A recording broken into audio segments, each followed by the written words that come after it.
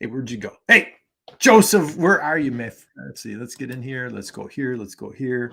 Let's go here. Okay. Joseph Maxwell, my friend. Happy Monday to you. How are you, dude? I am outstanding. I tell you what, the weather here in Kansas, if external factors can affect how I feel, boy, it sure is doing that today. It's an incredible day. Well, happy Monday. I heard a great line this morning. I go to the gym every morning and I said, "Hey, how was your weekend?" And the person said, I've never met a weekend I didn't like." And so I'm shameless. I said, "You know what?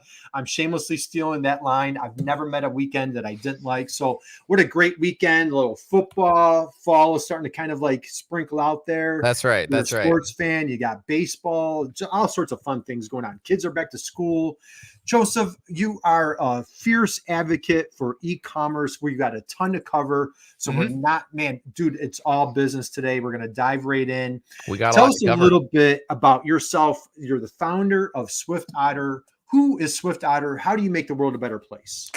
We are a company with a goofy name, to be honest. So, we were founded back in the era where a lot of companies, and still to an extent, companies do have this adjective animal name, and you can kind of just adjective noun, like that's just kind of a common practice. And so we were adjective swift, meaning fast. Everybody wants what they want yesterday, and then the animal name being otter, meaning otters are playful, they're creative, they're incredibly intelligent. It kind of embodies how we want to be as a company. So we work with manufacturers, B2B space, helping companies be successful in this e-commerce adventure. And it really comes down to an adventure. We have a lot to talk about with what that's going to look like. We sure do. And hey, we've got my dear friend Diane Byers in the house. Diane, happy Monday. She's a big Eagles fan. So big shout out to her in Philadelphia. Diane, thank you for joining us. Hey, let us know you're out there. Drop a note in the chat box. We'd love to hear from you. Would welcome you, encourage you, invite you to connect with Joseph on LinkedIn. He is a powerhouse, puts out an enormous amount of wonderful content. Joseph, we have a ton to cover. We have a little presentation we're going to dive into. Yeah. So let's go there. So let's dive in. How about here? Let's go e-commerce for manufacturers. We're getting started. Talk to me. What do we got going on here? E-commerce for manufacturers is an opportunity to diversify how you accept money or orders from your customers. This is one of our customers here. They're very B2B focused. They're a manufacturer here in the Kansas City area where I come from. And the goal is to make it as easy as possible to accept orders from your customers. Kurt, you can kind of click through these here as I'm talking. Sure. So there is a process to doing this. And in some ways, it's comes down to augmenting the conversations that your salespeople are having with your customers. And there's several options in there. EDI is one of those aspects. Some things that come together to automate this order taking process. For Grandstand here in this case, their customers heavily rely on the website to be able to purchase customized pieces. So whether that's shirts or glassware or containers, etc. So the goal is helping customers get through this process as quickly and efficiently as possible, reducing the possibility of error, keeping salespeople focused on what really matters, i.e. bringing in new work and keeping customer relationships alive and in good spirits. Hudson, here is an example as well. They are pretty much B2B, maybe also a little focus on B2B in the case of the niche of agencies. So that would be like government agencies, maybe some military sprinkled in there. They bring their products to market. This was a fairly basic website that we stood up super fast. The idea of getting this information quickly into the hands of their customers as quickly as possible. Awesome. Hey, Joseph, real quick, I got to grab a comment while we're here. So, hey, Diane drops another note here. How fitting is this comment here?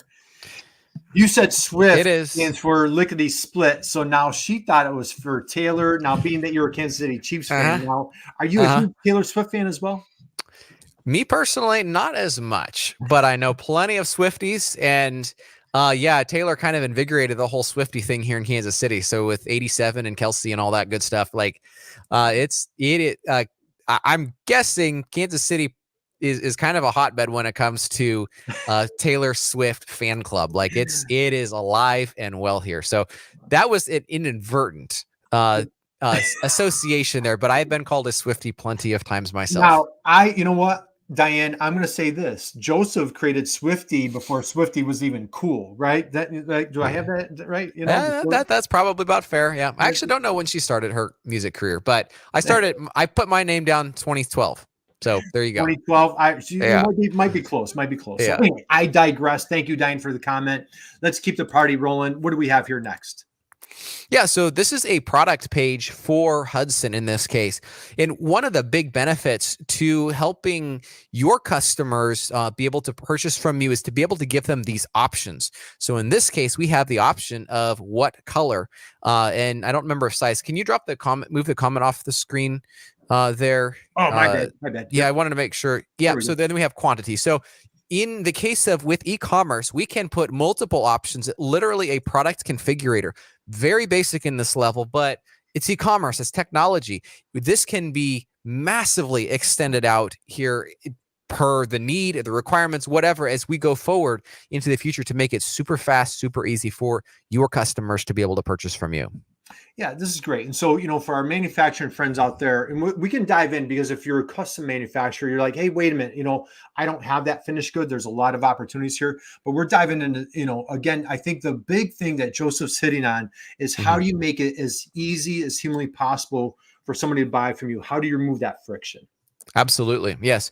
And investing in this type of technology will help your customers appreciate the brand that you have, present, the quality that you bring to the table. Jay Thomas, this was a recent release for us where they manufacture high quality shelving. So it's a little bit more on the B2C side, but they definitely have a strong B2B focus here. And their goal is to have a website that matched the quality that they put out. And this website looks absolutely gorgeous. And I get that not every B2B company wants a gorgeous website. Number one is functionality, and that's the far and away the most important aspect of this. But the goal here is to help your customers understand what you sell, why they should be able to buy, why they should buy from you, and to also create an emotional connection with them such that they want to buy from you, such that you are elevating yourself in this massive playing field of all these other manufacturers they can purchase from. They single you out for a number of different reasons. You are standing out from the rest of the pack. Right. Absolutely. So again, creating that competitive advantage, Damon and I love talking about like the blue ocean, red ocean, how can you separate yourself, especially in the manufacturing world where so many, they're say this politely and lots of love. A lot of manufacturers are lagging a little bit, or maybe e-commerce wasn't a top priority. So this is truly an opportunity to separate yourself. So let's keep the party rolling. We're talking about the audience. Joseph, what are some things that we want to think about here? Yeah, I'm going to, we'll talk about ROI. And I think part of the issue why e-commerce has lagged, in all transparency, with manufacturers is their manufacturers have a plethora of challenges that they're working through, whether it's foreign competition or, well, actually the number one would be workforce issues, right? And so this idea of e-commerce, I have not met anybody that says, oh, that's a terrible idea.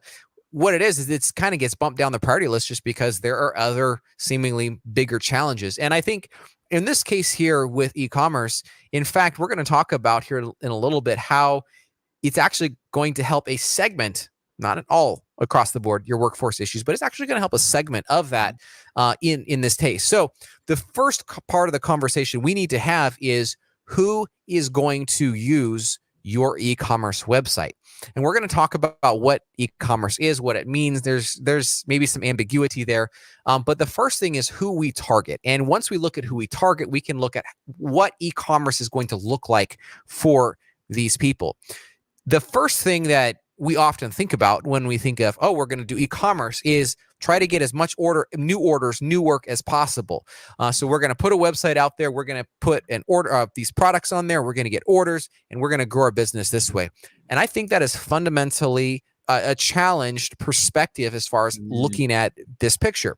What we need to do is start off and say, how can we make your existing customers as successful as possible? Make it as easy as possible to place these orders. And so by focusing on your customers, then we will be successful. We're going to get your customers to place orders through the website.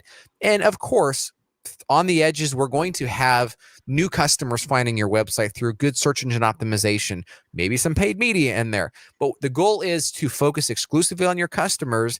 Anything else around the edges is extra bonus points. So we need to think about, how will your customers use it? What are they going to do on the website? And there are 4 categories of users that we can identify that will be wanting to access your website and gain value from it. Number 1, the most obvious, is the end user, or their purchasing department, right? So number 1 is, we need the details of these products, specifications. If it's a stocked product, and I know it's not the case for all of you, but you might have some inventory, some stock, making sure that's on the website. Good photos. They're going to want to see accounting. When was my orders placed? Do I owe you any money? What is the status of my orders? Very importantly, I'm kind of doing a circle here. Pricing. What is it going to cost me specifically for the negotiated pricing that we have worked through? End user, very important. But if we were to focus exclusively on end users, we would be missing 3 other segments that are just as important. Number 2 is architects, engineers. If you're selling widgets that go into other people's products, well, it'd be kind of nice to get architects and engineers fully on board with your product, so they're actually speccing it into this process, making it easy at the very top of the funnel. The beginning of the conversation is going to enhance the whole sales process. And so what we can do to help with this part of this aspect is providing very clear, very detailed specifications on here, CAD drawings, the MSDS and sheets, replacement parts, making sure these are super easy, accessible, so that they're not going to have to try to call you up and, who knows what, to get information as far as what this product's looking like. Yeah, I love it. Hey, and I'm gonna grab another comment here. So we've got Diane dropped another comment here. Workforce issue in foreign competition. Again, my language, loving it. And then Skylar's in the house here today. Skylar, happy Monday, my friend. Top priority and top challenge for manufacturers. And so he's got a little link there, so you guys can check that out. So, all right, we've covered 2 folks. Who's number 3? Number 3, dealers. A lot of manufacturers, as you know, sell through dealer networks. And so while it depends on your dealer agreements and such, it might be that you can't exactly sell to the general public. And I get there's reasons for that. Viewing dealers then as your primary target audience and making it super simple for them. Or if they get one of their customers calling them up on the phone, are they going to be able to go to your product page and quickly answer the question? When they place an order, make it so that it can be placed through the website, provide excellent order status, provide their dealer pricing, and perhaps provide also the MSRP price so they know what to tell the customer. Additionally, help them understand what they're able to provide to their customer through this process. So this dealer portal is absolutely critical. And one thing I forgot to say there is EDI. If you, depending on what size of your dealers are, they might want EDI. Being able to use your website as a source, as a hub for accepting these orders, means one place that your customer service representative, salespeople have to go into to be able to find order information. It's all right there in this easily accessible hub. Okay, so we're winding down number 3. Let's dive into number 4. How about the installer? Installers is just as important. This is depending on the product, this is a post-purchase user on your website where they have some questions. Installation instructions, absolutely critical. So this persona, the more we can provide to the website, the less it impacts your technical support team. Being able to direct people to the website as a first source for this information, but not necessarily the only source, right? We have to keep hospitality in mind such that your customers are able to easily access you, the people that power your brand, but it's also self-help through this process. Yeah, I love that. It's how do you, providing that digital self-serve experience. I think, Joseph, every time we're together, we talk about how do you help that ideal buyer, whether it's the architect, the installer, procurement, whatever department they're in or whatever you're facing, how can you help them make that buying decision on a Friday night at midnight without having to wait for you to open up your doors on a Monday morning. Let's take it one step further. What can your website offer that your sales team cannot? One word that I use to describe this is autonomy. Being able to, just like what Kurt set it up so nicely here, being able to allow them to self-serve off the website when needed, but not exclusively, right? Unfortunately, we often see websites as a barrier. No, a website should just be a facilitator. It's going to allow the customer to do what they want, be able to give them the tools so they can, again, do it anytime, 24/7, no matter where they are in the world. They can place this order. They can self-service. However, it's not like it's a barrier to be able to access your team. Autonomy is absolutely critical to making sure your customer is happy. So this could be customer entered information. I want to place an order. It could be also the EDI. I think that's a really important part of simplifying stuff. So I was talking to it was actually more on the distributor side a few weeks ago. They get hundreds of orders a day. They have 6 people manually accepting these orders and entering it into their ERP. When we started talking about this type of concept, their mind was blown because they were like, what if we took those 6 order takers and repurpose them to doing other business value adding activities here in our company, or they're going out and chasing net new. And that's what this ROI concept we're going to be talking about here as we proceed forward just a little bit, is helping people understand the value that this brings. And so we see right here, no waiting on salespeople. We don't have to hunt through catalogs, waiting for order status updates. You can read through this list right here. When I'm sure you've gotten emails from another manufacturer that says, hey, we just digitized our online experience. We're super excited. Here's the value you can get. You can go online and you can create an account. I think all of us think, go online, create an account. Fantastic. What good does that do to me? Nothing.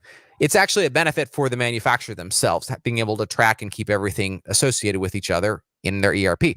This list right here, that is a benefit to your customers. And it's marketing materials like this, and I consider this marketing, that should be included when your salespeople say, hey, we have this new experience. We've upgraded this experience. Here are the benefits you can get out of this. Yeah. Now we're in a good place. Now we're talking. Yeah, I couldn't love this more. And again, when you think about it as a consumer, how do you shop? You know, my wife and I have a wedding that we're attending in a few months, and so last night we needed to book a hotel, and so we have a particular brand that we really prefer. I just pull up my phone, I go on the app, I literally hit like 2 buttons, put in the city, hit this, and like within 30 seconds, I have my hotel. That's right. Couldn't make it easier.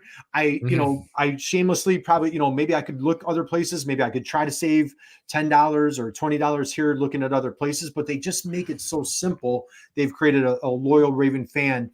Joseph, let's keep it going here. So what can we achieve? I have this ROI form. Feel free to jump in there and check it out. Actually, we can jump to the next page. Kurt has a little more information here. The idea is, can we project what having this digital sales channel will do for the bottom line? So for a $10 million organization, if we, with a 10% profit margin, if we can move 10% of that, so that would be $1 million through this e-commerce channel in the first year, what are we looking at getting? So we look at it and see 51 grand. That's okay. I mean, it seems to pay for itself. And that's the one thing that, it should be roughly break even in a year. And an business venture that you start breaking even in a year is considered a pretty decent CapEx expense. But what then is you start projecting this out, as we do in this spreadsheet, it starts coming alive as far as what capabilities and what this will look like. And the interesting aspect, though, this is actually a smaller part of the overall value that you will get from e-commerce. We separate it out based off of the channel. So looking at this is the channel of your website. What additional profit can we drive to your brand, your manufacturer, you as a company, extra work we can bring you? Kurt, if we can go on to the next one, I'll share a really exciting aspect of this as well. Perfect. Hey, real quick, I'm sorry to go off track for 1 second. We do have a question I'd like to pull up for you real quick. So our friend Skylar asks, what e-commerce platform do you most recommend to your customers? How about that one, Joseph, before we dive in next? That's a great question, and I will quickly answer it with saying it depends. There's a couple out there that I think are really good. There's some manufacturers that start out with WooCommerce, which it's fine. It's a great one to start with. Typically, we would typically start our evaluations with either BigCommerce or Shopify. BigCommerce is very, very B2B friendly. Shopify is a little bit more well-known. And so there's people that come to us and have Shopify as top of mind. It's a little bit more work usually to get something like that built out. On Shopify, BigCommerce has a lot more of that natively added in, which means less project cost and an overall better experience. So like I said, it depends. There's a lot of different factors that go into this, but at the end of the day, the goal is that a manufacturer is happy and on a platform that will last them 5 to 10 years. Yeah. And for friends, Skylar, thank you for the awesome question. And you want to take that conversation deeper, anybody out there, please reach out to Joseph. He's on LinkedIn, super active expert. He will answer all sorts of questions. Feel free to reach out to myself. We'll dive deeper. As he mentioned, you've got WooCommerce. BigCommerce is a big friend of ours. And of course, you've got Shopify. One more question. What's the biggest expense in getting online? Getting the product catalog set and configured is pretty much always the biggest expense. I mean, it depends on the design and all that stuff. But yeah, getting the product catalog formatted, pulled out of the ERP, configured, getting pricing set, making sure all those are correct. That's pretty much the biggest load of work. Excellent. Okay, Skylar, thank you for the questions. Joseph, let's dive. Let's pick up right where you left off. Absolutely. And this is, I couldn't be more excited about this section here. So the question is, what does the website offer the sales team? Now, when we back up and look at this from a salesperson's perspective, it actually can feel like this is a negative, right? Because now instead of my customers as a salesperson placing their, interacting with me for my orders and I get commission for that, now they're going through the website. And that could be daunting, right? Because now the website is actually taking money away from me. I'm going to have to go chase other opportunities. Now, what we recommend and have seen be very successful is your customers remain your customers. So if they go purchase through the website, you still get that commission. And what that ends up doing is pulling that workload off of the sales team workforce here, and it allows them to go chase net new opportunities. In other words, being able to expand the overall revenue for the company. And the next slide, I think, demonstrates this very well. In fact, this is the biggest area of growth for manufacturers when implementing e-commerce. It's a workforce issue, actually. As they are able to reduce the workload on their sales team, make them far more efficient, the sales team, look at the year one. Remember the year one net profit was like about 50 grand with our projections for a $10 million company.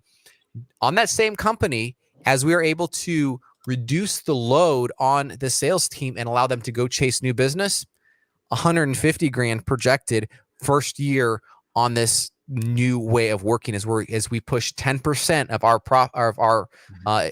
our revenue through the e-commerce website.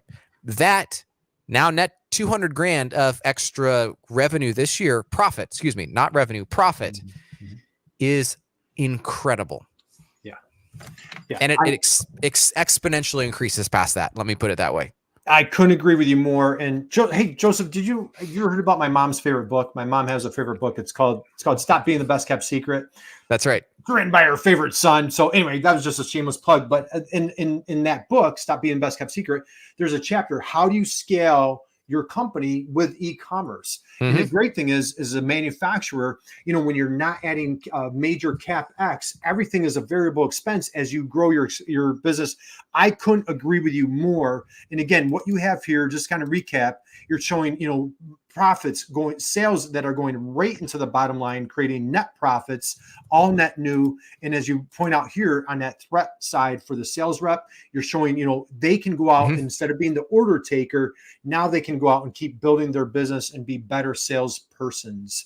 Is it persons or peoples? Whatever it is, Joseph, let's keep moving. It all works the same way. It's Yeah. all good. Let's talk about the That's inhibitions right. if we could. So let's dive in here. What do we've got going on here? Yes. So we've talked about the return on investment, and I think the case is very clear. Take that spreadsheet, copy it, mess with the numbers, and if you have questions, I'm more than happy to talk you through that.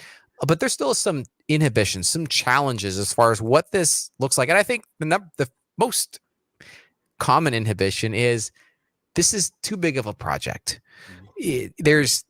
I just talked about the product catalog. Like maybe you're more or less have a legacy ERP, and 30 years of bazillions of custom products that have just kind of been entered in. And it's kind of a mess. The process of collecting dust over time. It's used all the time. And how do you do that? Well, it's too big of a project. And I get that. What we generally recommend there is let's start small. Pick 100 products that your customers are going to want to purchase online, the ones that are most commonly purchased. Let's focus on those. Let's get those right. And by doing that, we get a process pulled together. So yeah, those custom ones that were ordered 30 years ago, who cares about those? Just leave them. They're fine. We don't have to touch those. But what we can do is identify those products that people order, put those on the website, make sure they're done right. And then every month, every couple months, pick a time frame, we're going to be adding more products and just slowly get this process rolling on the website. It's not the question is, how do you eat an elephant? One bite at a time. That is exactly the same. The same idea here as that metaphor. Now, you guys don't do that for barbecue in Kansas City, right? You don't do nope. That would not be looked on favorably. Yeah, it's like that would not be favorable. So, all right. So almost as bad as barbecuing a horse. That's right. So, all right. How do we really bunch it down into palatable bites, make it more manageable? What I love that what your team does is that you go into steps. And so, how do we go into like a phase 1, a phase 2, and make it very manageable, palatable, and where the expectations are realistic? Let's talk about gathering information, because I know as a manufacturer that can be daunting. What do you have here for us? Absolutely. So getting all the information collected, it's a little bit similar to this last one, but idea of the project being too big, but this is a little bit more nuanced here. So again, looking at pricing, 30 years of pricing where you have one dealer that has this one price list and you have this other dealer with this other price list, and now you have 100 dealers and everyone has a different price list. How are you going to pull that all together such that it can be pulled into the website? Now, it's possible. You can pull it into the website as is, 100% possible. However, at this point, it might be an interesting conversation. What would it look like to scale that information back such that, like the pricing? So instead of having literally 100 different pricing models, one for each of your distributors, what would it look like to pare that back to 5 or 10 and streamline things a little bit in the process? It's going to make information management today, as well as into the future, managing price increases, et cetera, a heck of a lot easier. Right. So once again, just kind of simplify, keep it super simple, right? Try to, instead of overcomplicate it, keep it simple. Let's dive in here. Joseph, any recommendation, words of wisdom as far as I can't get buy-in? This is a hard one if you do not have a good ROI model. There are very few business people that I know that, given return on investment that they understand, as well as understanding the risks associated, provided their solid return on investment and minimal risks, which in my experience is pretty much this type of digital transformation, there's going to be buy-in.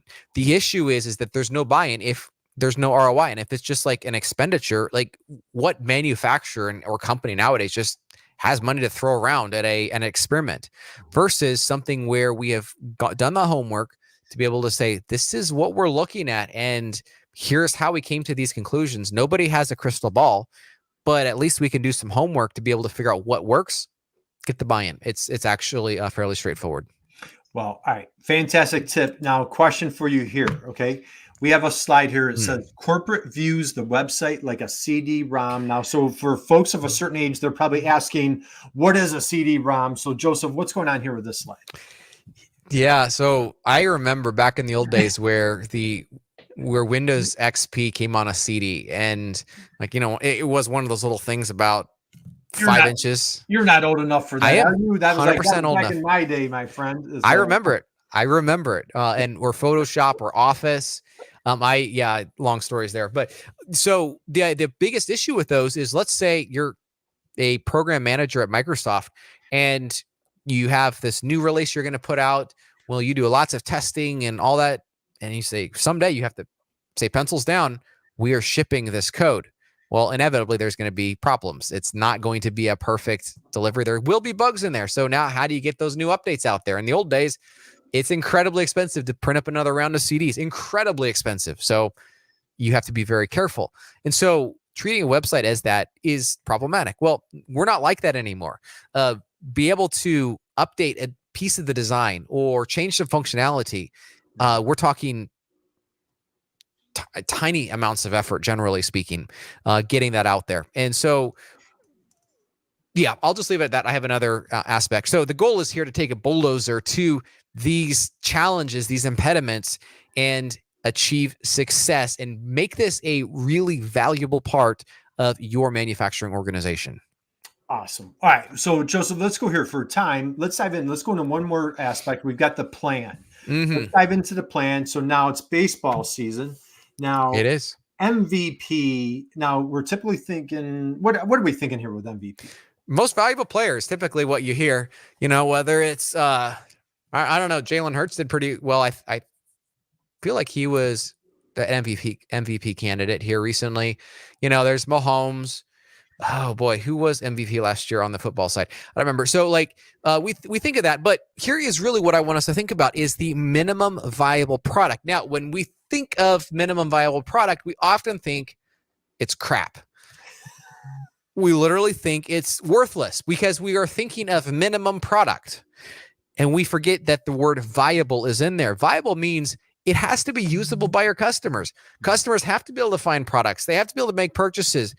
If the sales team has to be able to find it useful. If we can't check these boxes, it is not a viable product. It's a minimum product, but it's not viable. And here's the problem is when there is not a minimum viable product mentality, we tend to have a lot of scope creep. So let's pick a number for budget. Let's say your budget's $30,000 for this new website. Just throwing out numbers here. And the goal is to get like a whole bunch of stuff done. So without the minimum viable product analogy, it's going to be just like, hey, we can do this and we can do this. And what about this and that sort of thing. And that means that budget is going to be maxed out and there might be additional money needed, etc. Versus if we said, okay, our budget's say 30 grand. What if we were to put say 15 or 20 into the website, get it off the ground, and then we have 10 left over for maybe additional marketing. Maybe we'll do some paid media in there, etc. We have actual cap. What we find is that the website overall does not take the initial direction as thought. We have a vision, what we're shooting for, what we're excited about, but as the website starts taking off, it's like a newborn child, right? You were excited about this child, and as they go 1 year old, 2 years old, they kind of have this personality, and that personality can change over time, and especially as they get in their teen years. They mature, they become now an adult. They get these ideas, unfortunately, sometimes. So, like, the idea is here, giving the website, if I could use the word permission, to be able to take on its own form as far as what products are selling best. Maybe you stumble into an entirely new market of people wanting this one specific type of widget, and you're able to churn on that. So that was a little bit of an extra discourse there. But one easy way for a minimum viable product, drop it on what's called a subdomain. So let's say I have mywebsite.com. Put this e-commerce experience on shop.mywebsite.com and direct your customers, have your salespeople direct your customers, just work tirelessly to get your customers there. Put links on the on your home, on your main page, etc., to get people using this separate website. And of course, down the road, you can all meld it together. So what are some important activities that we need to do on our website.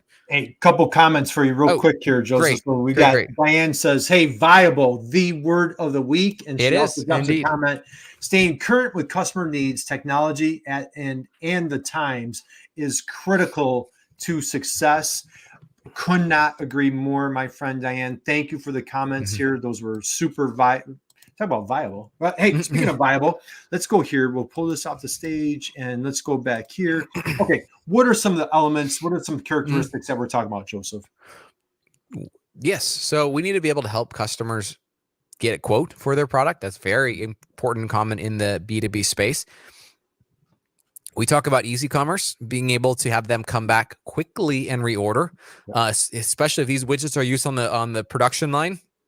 You might say, well, we're kind of a job shop and maybe a bit of a hybrid here where, we work through the first product and then so the first one is highly custom. I don't have a product catalog for that, but then people come back and place reorders, for the same product over and over again. Well, eCommerce is still just as viable for that. We're more focusing on the customer portal side of this this functionality where we have the ability for a very fast reorder process. Maybe it's a custom product catalog. So you have these custom widgets that are built for you. Maybe there's 5 of them and you want to have this is a homepage for specifications or downloads or the original drawings, whatever. Like that also is a great place. Custom checkout fields. So do you need this delivered by a certain time? In more of a B2B, maybe a distributor aspect of what day of the week, or in this, I guess, be a little bit more on the restaurant side. I'm thinking of Grandstand, that example earlier here in the conversation. For their customers, they need to know when they're going to be open or when they should have a delivery, because accepting a delivery over the lunch hour is not a great idea. So you have to be able to schedule around companies' needs, company accounts. So be able to track things at that level, which unlocks the capability for your customers to be able to create their own customer accounts and sub accounts and kind of manage this experience themselves. This portal right here out of the box does this. I dropped our logo here on this, but it does it out of the box. So you have your list of orders. You can see the status, the awaiting payment. You can pay for those orders in the invoice section. It is all right here. And I absolutely love this customer portal. It's incredible. And what shopping cart is this? This is a BigCommerce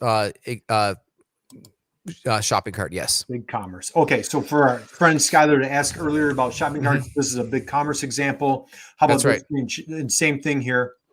Yep. Quick order right here, right in front of you. It's all right here. You can order based off of the SKU.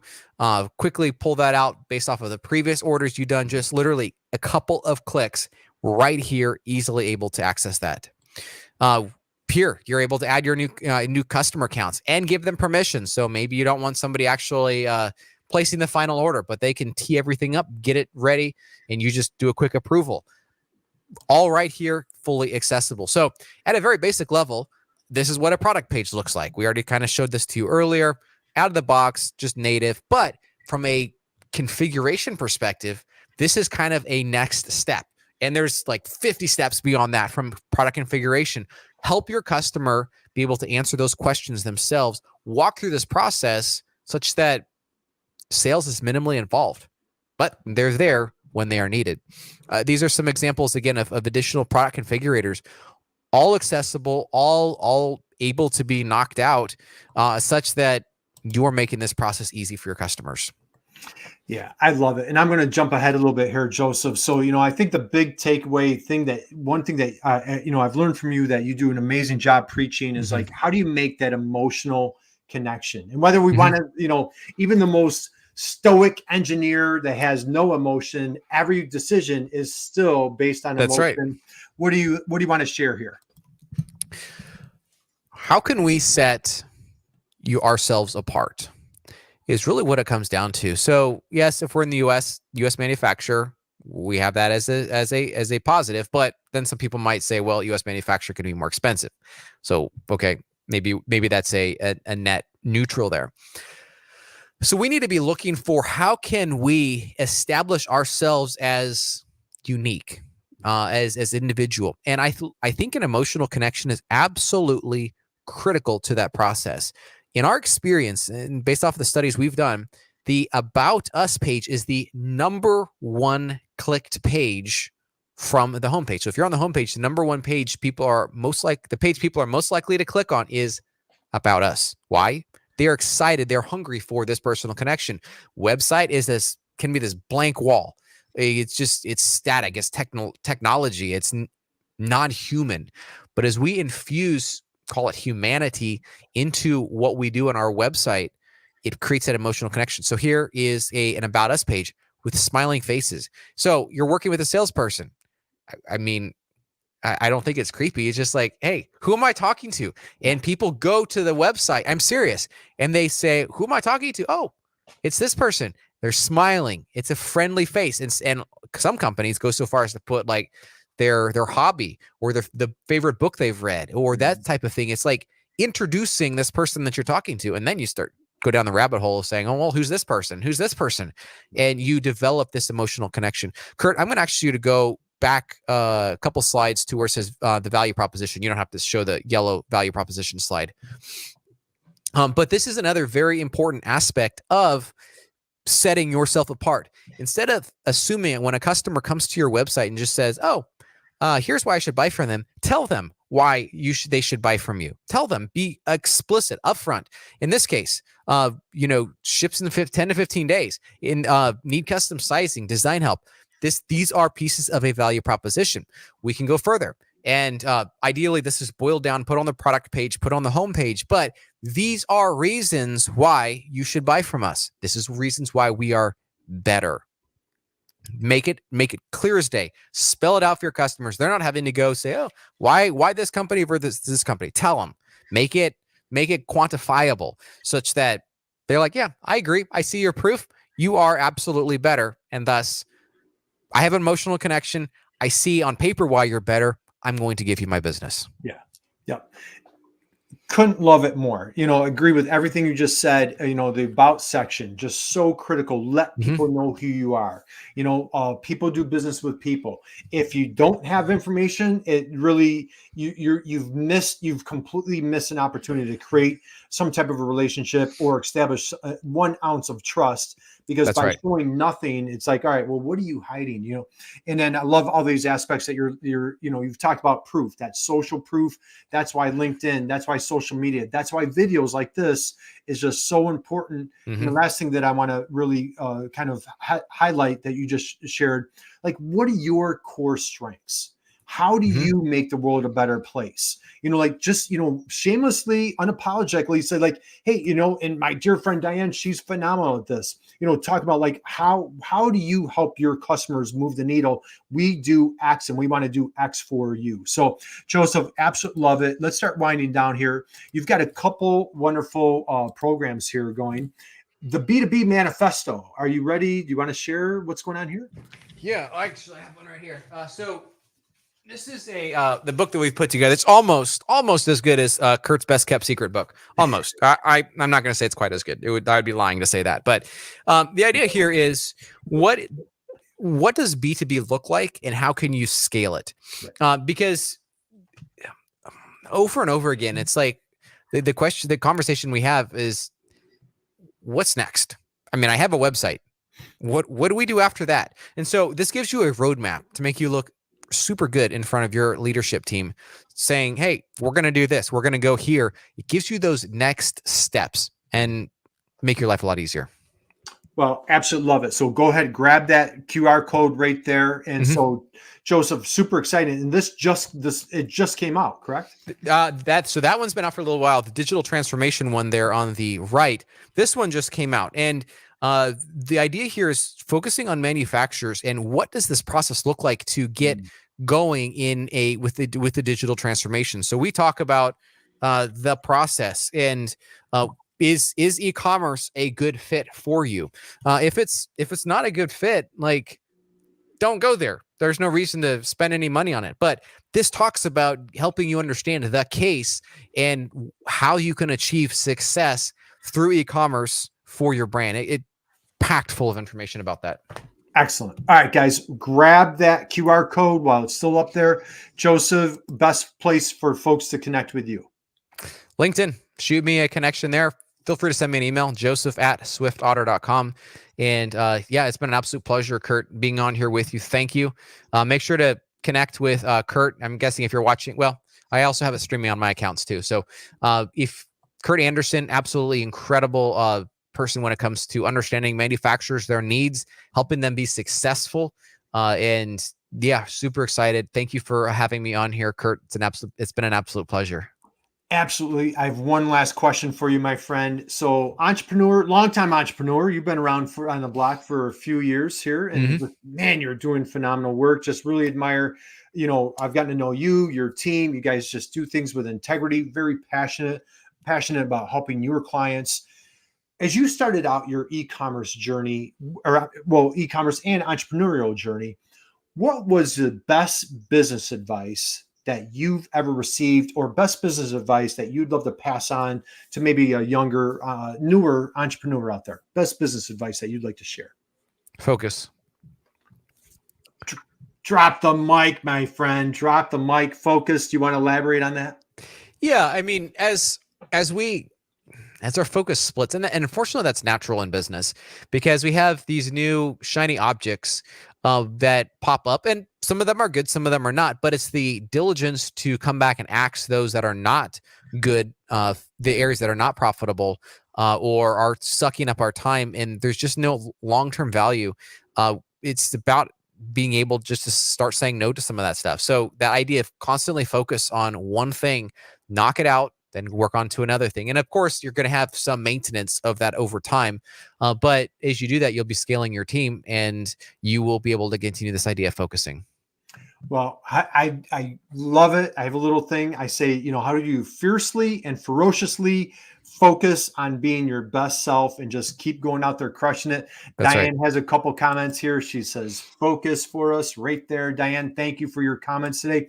Guys, we're going to wind down. So first off, how about a big round of applause for our friend Joseph today for just absolutely smashing the ball out of the park. So Joseph, just massive respect for you, your team at SwiftOtter. You guys are just doing phenomenal work, helping entrepreneurs, manufacturers figure out this it's daunting. It can be overwhelming. It is. And you bring it down to a really nice level. Connect with Joseph on LinkedIn. Check out his website. He just has a wealth of information, all sorts of live streams, content, a couple books. So reach out to Joseph. And I want to thank everybody in the chat box today. Thank you for your comments. Thank you for folks that didn't comment. Thank you for joining us. If you're catching this later on replay, man, go back and catch the whole thing. Joseph just dropped a wealth of information for those starting out on your e-commerce journey. And last thing I'd like to leave us with, Joseph, is I always like to say, hey, just go out and be someone's inspiration, just like you were, my friend, for all of us, and you'll make the world a better place. So guys, have a great, amazing week. And Joseph, any last words that you want to share? Thanks for bringing me on, Kurt. It's been an absolute pleasure here as we've worked together, done a lot of live streams together. And so, yeah, I am super excited, super grateful for you and the massive investment that you've made here in the manufacturing community here in North America. Well, thank you, man. And my mom appreciates you saying that. So good. Well, tell her I said that, please. Pass it on. I definitely will. So guys, have a great rest of your week. Damon will be back. He's out traveling. He will be back. And we have a wonderful guest coming up on Friday. So Joseph, hang out with me for 1 second and have a great rest of your week. God bless. And Take care. Soon.